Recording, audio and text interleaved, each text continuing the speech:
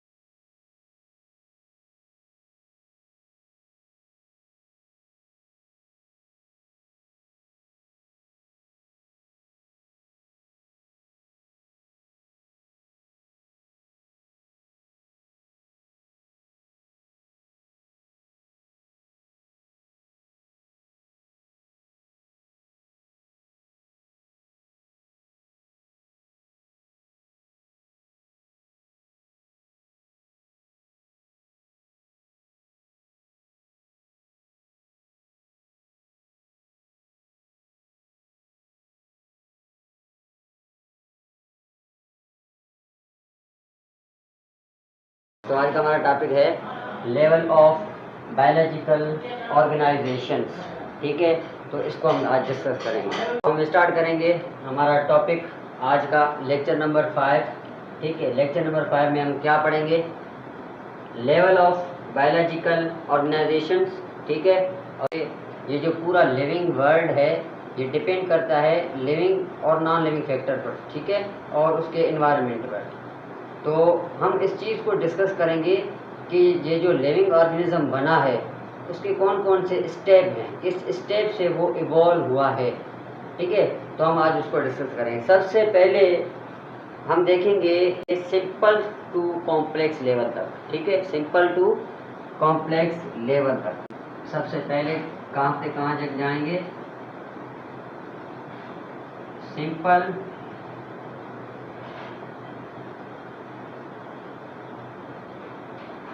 से जाएंगे कॉम्प्लेक्स की तरफ। सिंपल से कहाँ जाएंगे? कॉम्प्लेक्स की तरफ। अब मैं आपको एक एग्जांपल देता हूँ। जैसे कि मैं एटम लेता हूँ, तो ये जो एटम है ये बेसिकली सिंपल है। ठीक है, अब कॉम्प्लेक्स की एग्जांपल लेते हैं। तो कॉम्प्लेक्स में एक इंडिविजुअल हो गया, इंडिविजुअल।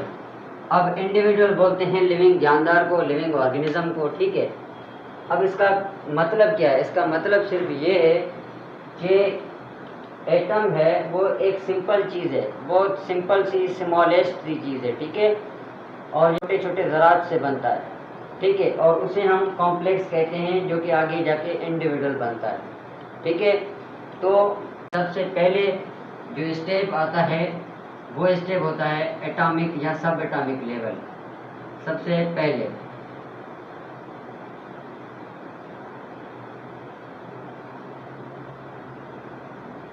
सब एटॉमिक लेवल। उसके बाद हम आएंगे या पढ़ेंगे सब एटॉमिक लेवल के बाद पढ़ेंगे हम एटॉमिक लेवल। अच्छा, सब एटॉमिक लेवल, उसके बाद एटॉमिक लेवल। एटॉमिक लेवल के बाद हम पढ़ेंगे मॉलिक्यूलर लेवल।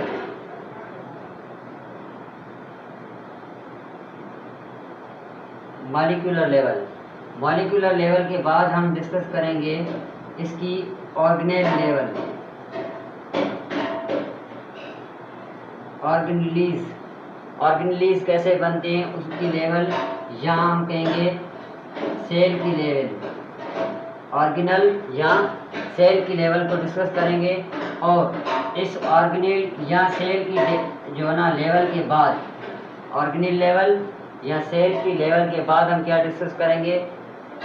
जब सेल बनेगा तो हम डिस्कस करेंगे tissue level, tissue level. Tissue level के बाद क्या डिस्कस करेंगे, ऑर्गन लेवल। ऑर्गन लेवल के बाद हम क्या डिस्कस करेंगे, फिर हम करेंगे ऑर्गन सिस्टम लेवल।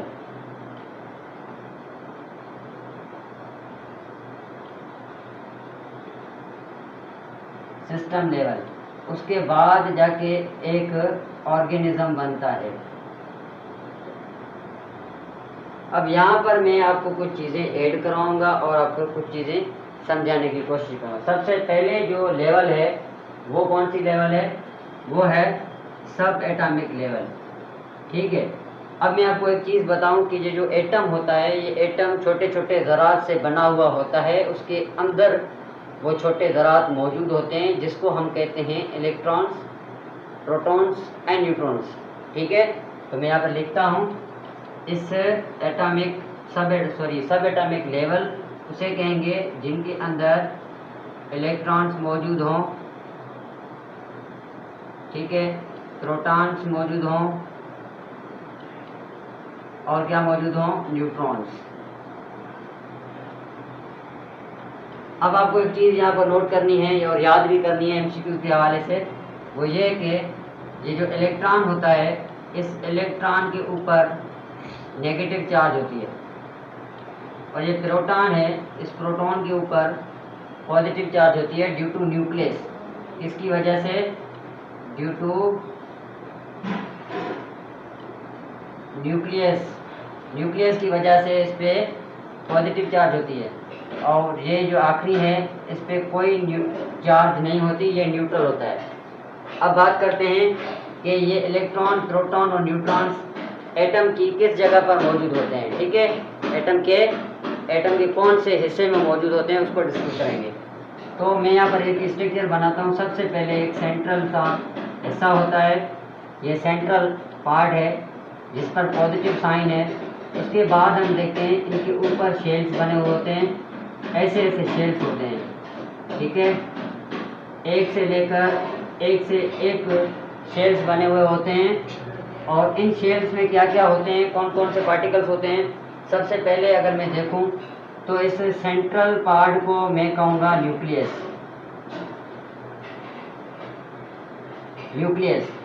इस न्यूक्लियस के अंदर कौन से पार्टिकल्स मौजूद होंगे, एक होगा प्रोटॉन और दूसरा होगा न्यूट्रॉन्स। ठीक है, और इस शेल के अंदर मौजूद होंगे इलेक्ट्रॉन्स। ठीक है, ये क्या हैं मैं यहाँ पर आपको बताता हूँ, गौर से आपको ये चीज़ समझनी है। ठीक है, ये हैं इलेक्ट्रॉन्स और ये शेल हैं। इनको हम कहते हैं शेल या कहते हैं ऑर्बिट। ठीक है, अब ये मैंने जो स्ट्रक्चर बनाई है ये एक सिंपलेस्ट एटम की स्ट्रक्चर है। ये किसकी स्ट्रक्चर है, सिंपलेस्ट एटम की स्ट्रक्चर है। अब आपको यहाँ पर एक चीज़ नोट करनी है, जब भी हम सब एटॉमिक लेवल को डिस्कस करते हैं तो ये एटॉमिक लेवल इस सब एटॉमिक लेवल पर डिपेंड करती है। एटॉमिक लेवल किस पे डिपेंड करती है, सब एटॉमिक लेवल पर। क्यों डिपेंड करती है, क्योंकि ये जो सिंपलेस्ट एटम है, ये simplest atom electron, proton, neutron पे डिपेंड करता है। और ये इलेक्ट्रॉन, प्रोटॉन, न्यूट्रॉन्स कहाँ पर मौजूद होते हैं, इस एटम के अंदर मौजूद होते हैं। तो ये होपफुली आपको ये चीज़ समझ में आ गई होगी। अब हम आगे चलते हैं कि ये इलेक्ट्रॉन, प्रोटॉन, न्यूट्रॉन्स तो मिल गए, एक एटम तो बन गया। अब सर इस एटम का कोई एग्जाम्पल दें हमें, तो एग्जाम्पल मैं आपको दूंगा इस एटम का, सिंपलेस्ट एटम का जो एग्जाम्पल दूंगा आपको। एग्जाम्पल फॉर एग्जाम्पल आप लिख लें, हाइड्रोजन हो गया, कार्बन हो गया, क्लोरीन हो गया, ऑक्सीजन हो गया। ये क्या हैं, ये एटम के तौर पर इस्तेमाल हो सकते हैं। ठीक है, ये क्या हैं, एटम्स। तो आपको ये चीज़ याद रखनी है कि सिंपलेस्ट एटम कहाँ से बनते हैं, इलेक्ट्रॉन, प्रोटॉन, न्यूट्रॉन से बनते हैं। और सब एटॉमिक लेवल, उसके बाद सब एटॉमिक लेवल के बाद एक और लेवल है जिसका नाम है एटॉमिक। तो एटॉमिक लेवल आपको क्लियर हो गई, ये सब एटॉमिक लेवल से बनती है जिसे हम कहते हैं एटॉमिक लेवल। ठीक है, उसके बाद जो दूसरी लेवल है उसका नाम है मॉलिक्यूलर लेवल। सबसे पहले जो लेवल थी उसको हमने नाम दिया एटॉमिक लेवल। अब दूसरी जो लेवल है उसका नाम है मॉलिक्यूलर लेवल। ठीक है, तो मॉलिक्यूलर लेवल को डिस्कस करते हैं। इन नेचर में कितने होते हैं एलिमेंट? 92 एलिमेंट्स होते हैं, ठीक है। और ये एलिमेंट कौन से होते हैं ये भी आपको याद करना चाहिए। ये एलिमेंट होते हैं इसेंशियल एलिमेंट। इसेंशियल एलिमेंट होते हैं जिन एलिमेंट को हम बायो एलिमेंट्स कहते हैं, ठीक है। अच्छा, नेचर में ये 92 होते हैं, लेकिन इन नेचर के बाद अगर देखा जाए तो ये टोटल कितने होते हैं? टोटल 16 एलिमेंट होते हैं। इन 16 एलिमेंट्स में से 2 कैटेगरी निकलती हैं। एक होते हैं, मैं यहाँ पर आपको समझाता हूँ, एक होते हैं major element, major bio elements. दूसरे होते हैं ट्रेस एलिमेंट।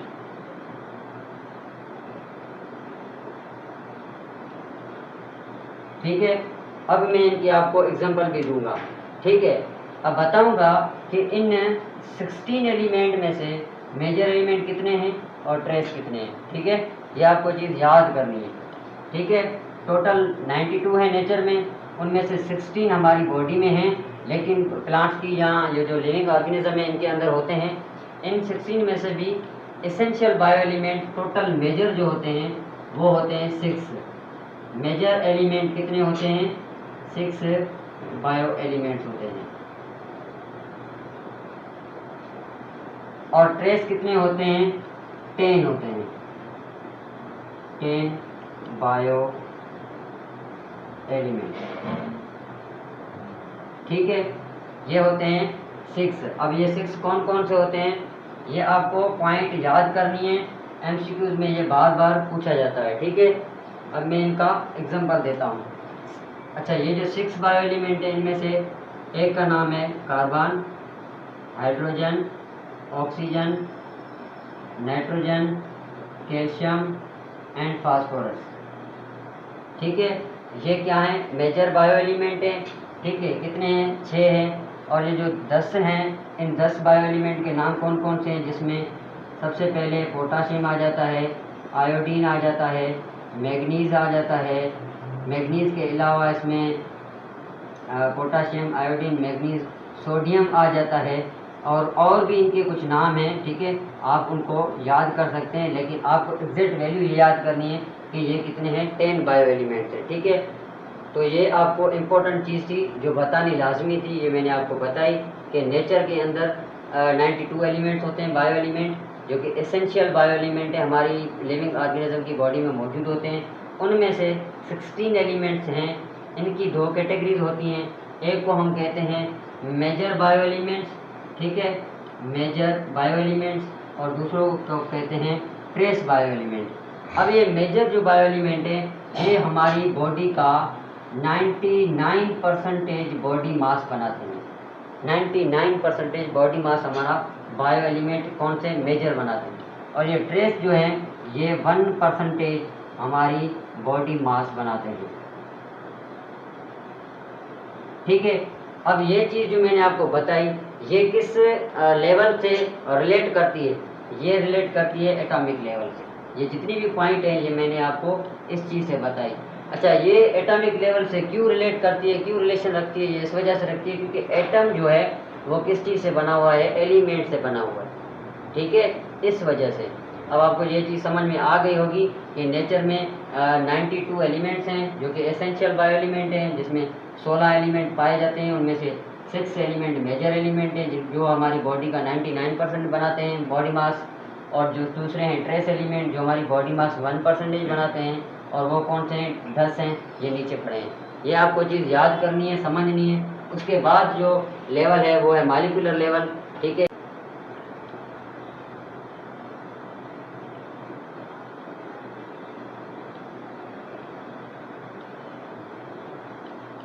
अच्छा, मॉलिक्यूलर लेवल में मैंने आपको बताया, मॉलिक्यूलर लेवल उसे कहते हैं जब क्या हो, जब एटम्स मिलें और एक और दूसरा एटम यानी एक से ज़्यादा एटम्स मिलें, उनके नतीजे में क्या बने, मॉलिक्यूल्स बने, ठीक है। चाहे वो एटम्स सिमिलर हो, चाहे वो एटम डिफरेंट हो, ये चीज़ आपको याद रखनी है। एक से ज़्यादा एटम सिमिलर या डिफरेंट मिलेंगे तो मॉलिक्यूल बनेगा और उसे कहेंगे मॉलिक्यूलर लेवल, ठीक है। अब इस मॉलिक्यूलर लेवल में इनके दो कंपोनेंट होते हैं, एक का नाम है मॉलिक्यूल्स, माइक्रो मॉलिक्यूल्स, दूसरे का नाम है मैक्रो मॉलिक्यूल्स, ठीक है। माइक्रो मॉलिक्यूल्स और मैक्रो मॉलिक्यूल्स।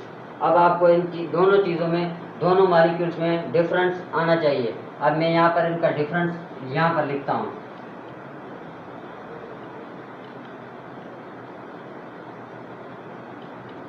डिफरेंस इनसे, इन दोनों में कौन सा डिफरेंस है? सबसे पहले मैं यहाँ पर लिखता हूँ माइक्रो मॉलिक्यूल्स, दूसरा है macro molecules.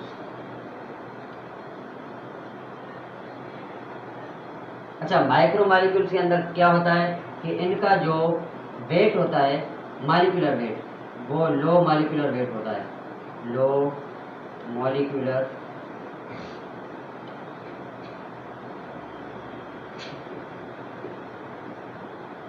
Low molecular weight होता है। और इनका जो मॉलिक्यूलर वेट होता है वो हाई होता है, हाई मॉलिक्यूलर वेट, ठीक है।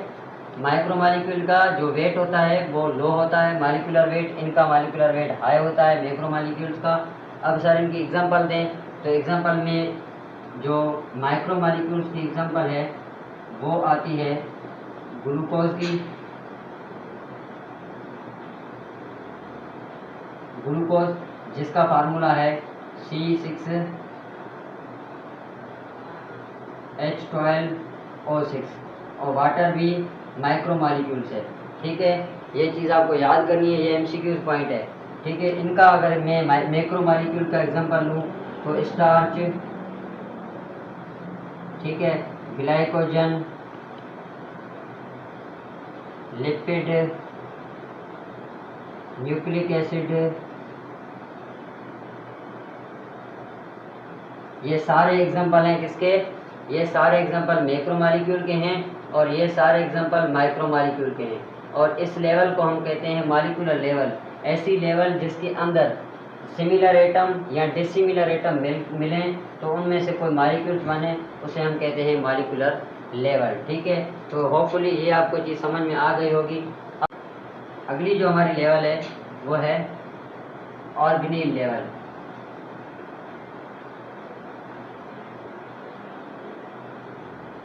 ऑर्गेनील या सेल लेवल,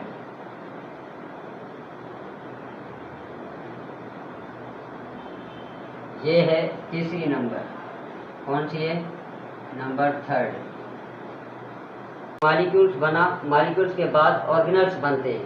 अब ऑर्गेनल्स कैसे? जैसे कि मैं आपको बताऊं, अब starch, glycogen, lipid, nucleic acid, ये छोटे छोटे कंपोनेंट्स हैं मॉलिक्यूल्स के। ये भी ग्लूकोज, वाटर, ये छोटे छोटे कंपोनेंट्स हैं। जब ये एक दूसरे के साथ मिलेंगे तो क्या बनेगा? एक बड़ा मॉलिक्यूल्स बनेगा। और बड़ा मॉलिक्यूल्स जब मिलेगा एक दूसरे के साथ सिमिलर या डिसिमिलर मॉलिक्यूल्स, तो वो आगे जाके छोटे छोटे ऑर्गेनल्स बनाता है, ठीक है। जैसे कि सर एग्जांपल दे दें हमें, जैसे कि मैं आपको एक एग्जांपल दे दूं किसका? माइटोकॉन्ड्रिया का, ठीक है।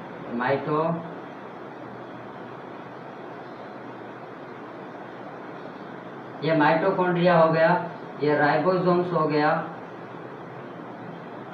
ठीक है, गोल्जी बॉडी हो गया, ये सारे के सारे क्या हैं, ऑर्गेनल्स हैं। ये ऑर्गेनल्स कहाँ से बनते हैं, ये इन मॉलिक्यूल से बनते हैं। अगर ये मॉलिक्यूल्स ना हो ये ऑर्गेनल नहीं बनेंगे, ठीक है। अब मैं आपको एक चीज़ और बताना चाहूँगा कि ये माइटोकॉन्ड्रिया जो होती है, ये इनका सेल में क्या काम होता है, ये एनर्जी प्रोवाइड करती है सेल के अंदर। ये क्या करती है, एनर्जी प्रोवाइड करती है,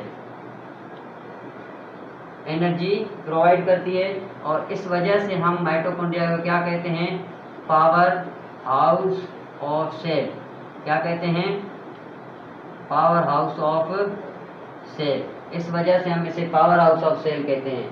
अब राइबोसोम का मैं एग्जांपल ले लूँ तो राइबोसोम भी किस चीज़ से बना हुआ होता है, आपको पता है, ये प्रोटीन की सिंथेसिस करता है। किसकी करता है, प्रोटीन की सिंथेसिस करता है। लेकिन ये भी किस चीज़ से बना हुआ होता है, इस मॉलिक्यूल से बना होता है, ठीक है। अच्छा, ये प्रोटीन की सिंथेसिस करेगा। अब प्रोटीन हमारे बहुत काम आती है, ठीक है। हर वो चीज़ हमारी प्रोटीन की वजह, जैसे कि नेल, हमारे हेयर्स, इनमें भी प्रोटीन्स मौजूद होती हैं, ठीक है। स्किन में भी प्रोटीन मौजूद होती है। ये सारी चीज़ें आपको याद करनी है। गोल्गी बॉडी का भी आपको कॉन्सेप्ट पता है। अब मैं क्या करता हूँ, एक सेल की स्ट्रक्चर बनाता हूँ, ये सारी चीज़ें उन सेल के अंदर मौजूद होते हैं। आपको वैसे पता है कि ये जो सेल होता है,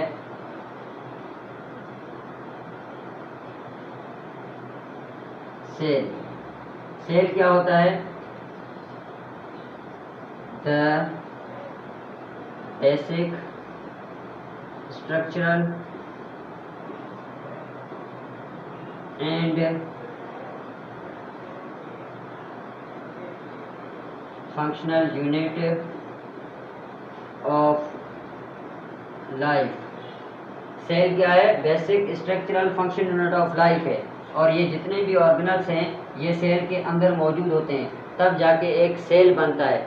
अब फॉर एग्जांपल सर, सेल, जैसे कि आपने ऑर्गेनल की एग्जांपल दिए थे, अब सेल का कोई एग्जांपल दे दें। बेटा सेल के बहुत एग्जांपल हैं, जैसे कि मैं आपको एक छोटा सा एग्जांपल देता हूँ।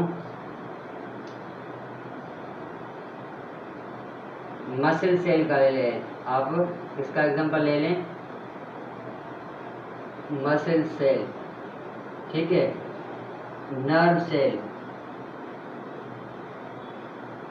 ये मसल सेल्स क्या करता है, हमारी मस्कुलर कॉन्ट्रैक्शन करवाता है, मस्कुलर रिलैक्सेशन कराता है, ये हमारे मसल्स में पाया जाता है, ठीक है। अच्छा, उसके बाद अगर मैं बात करूं किसकी, इस नर्व सेल की बात करूं तो ये नर्व सेल हमारे किस में चीज़ में मौजूद होता है, ये नर्वस सिस्टम में मौजूद होता है, नर्वस सिस्टम। अब ये नर्वस सिस्टम भी किसका कॉन्सेप्ट है, किस चीज़ में आता है, ये भी लेवल ऑफ बायोलॉजिकल ऑर्गेनाइजेशन का हिस्सा है नर्वस सिस्टम। तो घूम फिर के फिर भी पॉइंट आके यहाँ पर रुकती है, ठीक है। तो मैंने क्या क्या चीज़ें आपको बताई, मॉलिक्यूलर लेवल बताया, ठीक है, जिसमें सिमिलर एटम या डिसिमिलर एटम मिलेंगे, मॉलिक्यूल्स बनेगा, मॉलिक्यूल्स मिलेंगे तो ऑर्गेनल्स बनेंगे। ऑर्गेनल्स में एग्जांपल मैंने आपको दिए, माइटोकॉन्ड्रिया, राइबोसोम, गोल्गी बॉडी। और इनका जो काम था वो भी आपको बताया कि माइटोकॉन्ड्रिया एनर्जी प्रोवाइड करता है, जिसकी वजह से इसे हम पावर हाउस ऑफ सेल कहते हैं। उसके अलावा राइबोसोम प्रोटीन की सिंथेसिस करता है। उसके अलावा जब ये ख़त्म हुई चीज़, मैंने कहा कि ये सारे ऑर्गेनल जब मिलते हैं तब जाके एक सेल बनता है। और ये सेल क्या है, basic structural and functional unit of life, ठीक है। ये लाइफ का एक बेसिक बुनियादी यूनिट है। अब सर एग्जांपल दें तो मैंने आपको एग्जांपल भी दिया, मसल सेल, नर्व सेल। ये हमारे मसल सेल हमारी बॉडी के मसल्स की कॉन्ट्रैक्शन रिलैक्सेशन करवाते हैं। नर्व सेल हमारे ये भी बॉडी के अंदर मौजूद होते हैं, जैसे कि न्यूरॉन्स का काम आप सबको पता है, ठीक है। अच्छा, उसके बाद जो हमारी लेवल आती है वो आती है टिश्यू लेवल, ठीक है। इसको हम डिस्कस करेंगे।